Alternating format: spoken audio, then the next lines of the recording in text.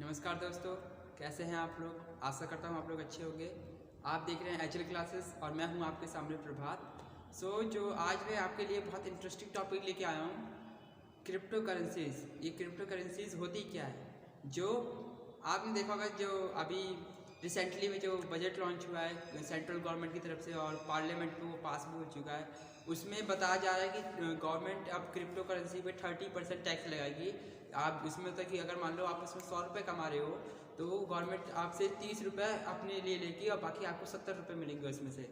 और अगर आप किसी को ट्रांसफ़र करते हो तो जो आपको 70 रुपये मिलेंगे और आप उसे ट्रांसफ़र करोगे तो उसमें से भी 30% और कटेगा, यानी कि उस आदमी को 40 रुपये मिलेंगे। ऐसा है। और इसका आपको मैं बता दूं क्रिप्टो करेंसी होती क्या है। बेसिकली ये एक डिजिटल करेंसी होती है जिसमें लोग इन्वेस्ट करते हैं। आप मान लीजिए आज के टाइम में जो सबसे पॉपुलर क्रिप्टो करेंसी है वो है बिटकॉइंस। और इस पे आप इसकी पॉपुलैरिटी इस तरह से भी अंदाज सकते हैं कि आज के टाइम में बहुत सारी कंपनीज़ हैं, बड़ी बड़ी कंपनीज़ हैं जो कि बिटकॉइन पेमेंट को भी अपना रही हैं। यानी कि अब आप मनी यानी कि उनकी करेंसी में पेमेंट नहीं कर सकते, बिटकॉइन से भी पेमेंट कर सकते हैं।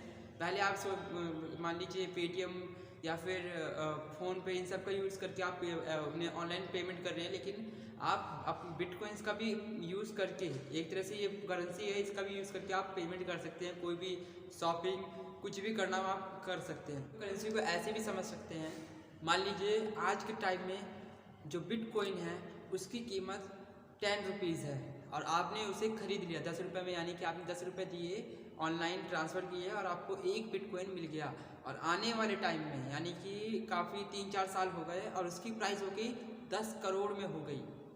यानी कि वो 10 रुपये से उसकी प्राइस 10 करोड़ में हो गई।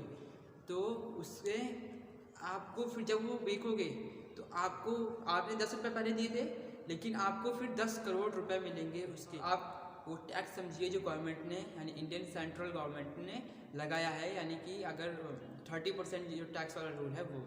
अब आपने 10 रुपये इन्वेस्ट किए, आपको एक बिटकॉइन मिला, आने वाले टाइम में उसकी प्राइस 10 करोड़ हो गई, आपको 10 करोड़ रुपए मिले। अब आप उसको विड्रॉ करना चाहते हैं, जब आप उसे विड्रॉ करेंगे तो गवर्नमेंट को आपको 3 करोड़ रुपए देने पड़ेंगे और आपको 7 करोड़ रुपए मिलेंगे। इसलिए क्योंकि और आपको जानकर हैरानी होगी कि इंडिया में भले ये बैन थी मार्च 2020 से पहले, ये इंडिया में बैन थी, आरबीआई ने, रिजर्व बैंक ऑफ इंडिया ने इसे बैन किया था, लेकिन फिर बाद में इसको अनबैन कर दिया गया।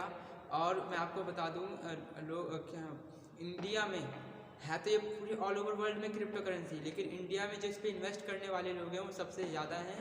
और जो जितने भी रुपए इन्वेस्ट किए गए हैं वो टोटल 70,000 करोड़ रुपीज़ है, जो कि वर्ल्ड में सबसे ज़्यादा इन्वेस्ट की जाने वाली पैसे हैं किसी चीज़ पर। यानी कि इंडिया में बैन था, इसके बावजूद भी लोगों ने इस पर 70,000 करोड़ रुपए इन्वेस्ट किए, क्योंकि एक तरह से ये ग्रीड लालच देने का काम कर रहा था और उन्होंने ये नहीं सोचा कि क्या होगा कि क्या नहीं होगा। इसीलिए गवर्नमेंट ने भी लोगों के पैसे बचाने के चक्कर में ऐसा रूल ला दिया 30% टैक्स वाला, ताकि ना उनको घाटा हो ना हमको घाटा हो। इसे इंडियन तरीके से समझिए।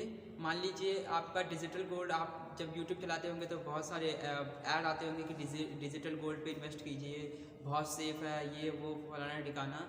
लेकिन मैं आपको अब इसे इस तरह से समझिए, मान लीजिए आज डिजिटल गोल्ड है, उसकी प्राइस तो 1 लाख रुपए है आज के टाइम में। आपने उस डिजिटल गोल्ड को ख़रीद लिया, अपने पास रखा जब तक उसकी प्राइस बढ़ी नहीं सॉरी। यानी कि अब वो आपने 1 लाख रुपए में वो गोल्ड खरीदा और मान लीजिए 1 महीने बाद उसकी प्राइस 10 लाख हो गई। तो अब चाहते हैं कि भाई ये 10 लाख हो गई है, अब आप कन्फ्यूज़न में हैं कि अगर आगे चल के कम हो गई तो हम घाटे में पड़ जाएंगे, फिर इसे क्या करेंगे रख के। तो आपने उसको बेच दिया तो आपको 10 लाख रुपए मिलेंगे और क्या आप यानी कि आपका 9 लाख का फ़ायदा हो रहा है। ये होता है डिजिटल करेंसीज़ में फ़ायदा। और इसी लालच के चक्कर में लोग ज़्यादा से ज़्यादा उस पर इन्वेस्ट करते हैं और उसके ग्रिड में जाते हैं। इसमें घाटा कम होता है, इसीलिए लोग इसकी तरफ ज़्यादा अट्रैक्ट होते हैं। और सॉरी, सेम यही कंडीशन होता है। अब आप लोग बहुत कंफ्यूज होंगे।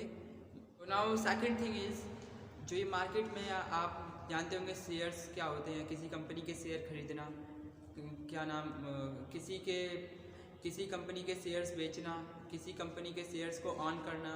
आप ये सब क्या होता है मैं आपको बता दूं। शेयर्स एक मतलब कंपनी जो शेयर होता है ये एक तरह से इन्वेस्टमेंट होता है, किसी भी कंपनी पे की जाने वाली इन्वेस्टमेंट।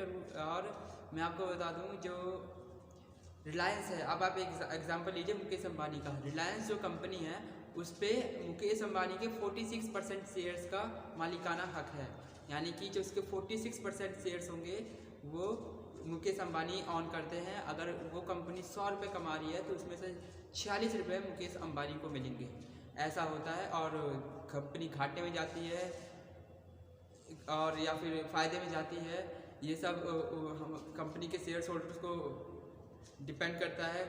और इसीलिए अभी मान लीजिए आप कोई कंपनी घाटे में चल रही है, आपने उसके शेयर्स खरीद लिए, 1% 2% शेयर्स खरीद लिए और फिर एकदम से कंपनी ग्रो करने लग गई और उसकी जो आपकी 1% शेयर की 2% शेयर की जो प्राइस है वो करोड़ों में पहुंच गई, तो आप उसे बेच के करोड़पति हो सकते हैं। आपने खरीदा कितने रुपए में?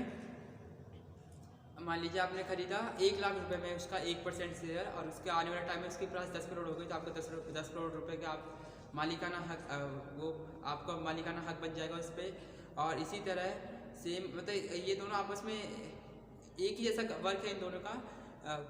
सो आज की वीडियो के लिए इतना बहुत है। आई होप कि आपको समझ में आया होगा और thank you for seeing my video. And if you like my video please like and share and comment and tell me what you want to see next in our upcoming video, and what can I do for you, what can I make you understand. Thank you so very much, and please subscribe to HL classes so that we can grow and we can provide you more advantageable and more advanced kind of education to you.